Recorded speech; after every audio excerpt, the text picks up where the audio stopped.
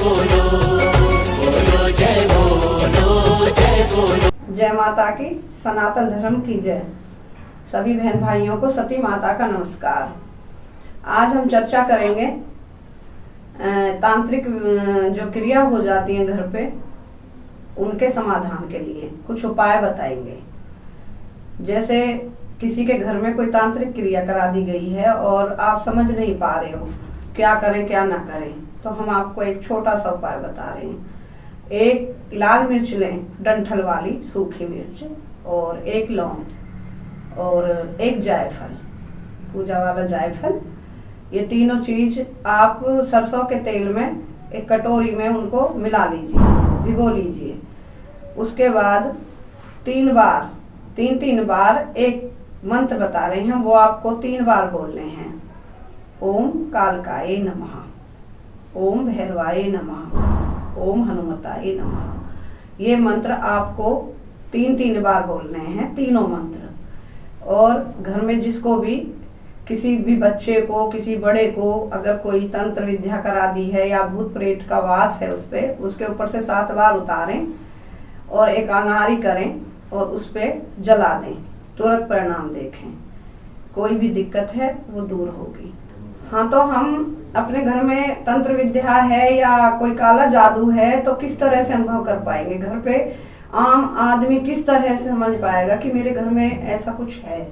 तो उसके हम आपको अनुभव बताते हैं। जैसे घर में आते ही कलेश हो जाना, घर में इंसान बाहर से आ रहा है, हंसी खुशी आ रहा, लेकिन घर में आते ही झगड़े, बेवजह ही कुछ कलह हो जाना घर में, ये एक घर में नकारात्मक शक्तियों का वास होता है।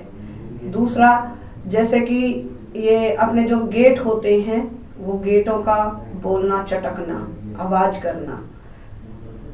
आजकल लेंटर गिर रहे हैं, पहले कड़ी होती थी, कड़ी के जो मकान होते हैं, कड़ी का चटकना, ये घर में अनुभव होते हैं। छोटा बच्चा सुबह ही सुबह रोए, उठते ही अगर बच्चा रो रहा है तो समझो आपके घर में नकारात्मक शक्ति का वास है। और नुकसान होना, बार बार घर में नुकसान होना, कोई भी चीज जल जाना, हमारी जो एनर्जी है उस पे इस चीज का वास हो जाता है और नकारात्मक शक्ति वास कर लेती हैं और इंसान समझ नहीं पाता कि बार बार हमारे साथ ये घटना क्यों हो रही है। तो इस चीज का ऐसे आप अनुभव करें कि घर में ये लड़ाई झगड़े, विवाद, कलह होना, बार बार नुकसान होना, ये सभी चीज नकारात्मक शक्तियों की निशानी है। इनसे कैसे छुटकारा पाएं? एक गोला लें, सूखा गोला, उसमें 5 आप वो बनाएं, फोए, गोल गोल फोए बनाएं, सरसों के तेल में भेलें और उस गोले के अंदर उनको डाल दें। ऊपर से गोला काट लिया, उसमें वो 5 फोए डाल दीजिए। उसमें 5 कील डालें, चोभा छोटे छोटे, और काले तिल, थोड़े से काले तिल, और 7 बार उस पे 7 बार काला धागा लपेट के आप अपने ऊपर से 7 बार उतार के घर में घुमा के, और ये अखा का जो पेड़ होता है, आग का पेड़, उसके नीचे से गाड़ी आई और आप देखिए, कहेंगे वाह चमत्कार है। आपके घर से कोई भी बुरी शक्ति होगी, आपके घर में जो भी नुकसान कराती होगी, लड़ाई झगड़े कराती होगी, वो तुरंत समाप्त होगी। इस उपाय को आप करके देखिए। हमने आपको बताया कि घर में नकारात्मक शक्तियों का वास होने के कारण घर में कलह हो जाती हैं, बार बार झगड़े होते हैं, बार बार नुकसान होता है, और इस तरह इंसान किस तरह से छुटकारा पाए? कर्ज हो जाता है, बहुत कर्ज हो जाता है। आप किसी से ले आए हो, लेकिन कमाते कमाते भी आप उसको पटा नहीं पाते हो। ये समस्या हर इंसान के साथ लगी हुई है, लेकिन ये चीज़ों को हर इंसान नहीं समझता कि हकीकत में ही क्या ये काला जादू या तंत्र विद्या या करना कराना, ये सब चीज़ें होती हैं।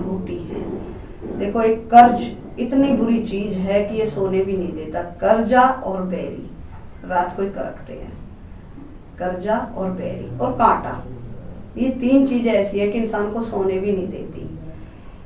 कर्जा से मुक्ति पाने के लिए अशोक का वृक्ष लगाएं और उसकी सेवा करें। जिस तरह से अशोक का वृक्ष बढ़ेगा, उसी तरह से आपका कर्जा बढ़ेगा।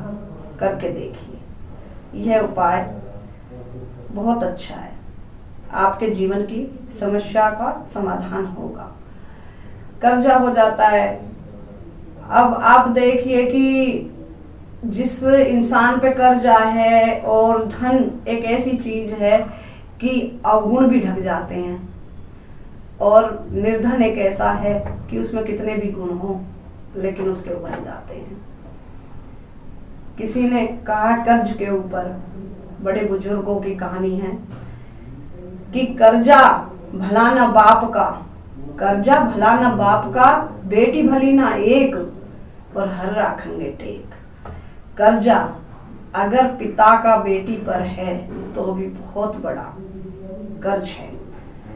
और बेटी, उसने कहा कि बेटी भली ना एक, अगर बेटी भली है तो 10 भी भारी नहीं है, और बेटी नालायक है तो 1 भी भारी है।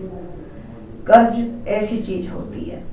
हम कहीं गए, किसी फंक्शन में गए, अच्छे कपड़े पहने हैं, अच्छे गहने डाले हुए हैं, तो हर इंसान की नज़र हम पे पड़ेगी और हमारा स्वागत होगा, आओ जी आओ जी।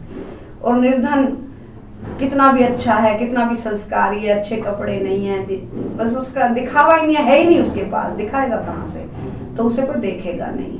आज ये कलयुग में ज़्यादा पैसे वाले को अहमियत दी जाती है, जो अच्छे इंसान हैं उनको अहमियत नहीं दी जाती। एक छोटी सी कहानी बताते हैं शिव पार्वती के ऊपर। एक बार क्या हुआ, शिव और पार्वती भ्रमण करने के लिए पृथ्वी पर उतरे। पार्वती कहने लगी, हे शिव शंकर, चलो पृथ्वी पर भ्रमण करके आते हैं, देखते हैं क्या हो रहा है। अब वो घूमते घूमते क्या हुआ कि एक के घर पहुंच गए। वहां पे पहुंच गए तो उसके 10 भैंसें बंधी हुई थी, दूध का काम था। 10 भैंस थी, लेकिन जिस पे वह 10 भैंस थी वो कंजूस बहुत थी, किसी को दान वगैरह नहीं देती थी, अपने काम से मतलब रखती थी। अब भोले और पार्वती अपना वेश धारण किया, बोले माई दूध मिलेगा? बोली अरे मेरा तो मुँह ही नहीं धुआ सुबह से, तुझे दूध की पड़ी हुई है, मुझे खुद ही चाय नहीं मिली, मैं तो काम में लगी हुई हूँ, बाबा दूध नहीं है। बाबा बोले अच्छा कोई बात नहीं बेटी, 10 की 20 हो जा, तेरे 10 भैंसों की 20 हो जा। चल दिए। अब एक दान पुण्य करने वाली थी, संस्कारी औरत थी, पूजा पाठ वाली थी, लेकिन गरीब थी, उसके घर पहुंच गए। माई दूध मिलेगा, उसके बेचारी के एक भैंस थी, थोड़ा बहुत दूध दे रही थी।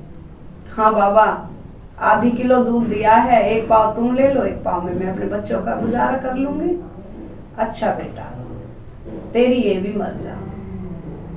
अरे भाई, पार्वती तो बड़ी परेशान हुई कि बताओ, जिसने दूध नहीं दिया उसके 10 भैंसों की 20 करी आई बोले शंकर, और जिसने बेचारी ने अपने बच्चों का पेट काट के हमको बोला 1 पाव तुम ले जाओ, उसकी उस भैंस को मारी आई। अरे प्रभु, आप तो कहते हो मैं बड़ा न्याय करता हूँ और बड़ी समझदारी से करता हूँ, तो आपके तो न्याय नहीं है, आपने तो उस बेचारी की भैंस वो भी मार दी, वो कैसे गुजारा करेगी अपना, और उसके 10 की 20 कर दी। चले गए, कैलाश पर्वत पे पहुंचे। पार्वती के तो वो ही दिमाग में घूमे कि वो बेचारी कैसे कर रही होगी अपना गुजारा। प्रभु चलिए फिर चलते हैं पृथ्वी पे, उसको देख के आते हैं उस औरत का क्या हुआ होगा बेचारी का। अरे उसकी भैंस को भी मारी आई। अब वो कहते हैं ना, खाता को दाता देता है। वो जो गरीब औरत थी उसका मन बहुत अच्छा था, उसका मन रईस था, दिल जो था वो गरीब नहीं था उसका।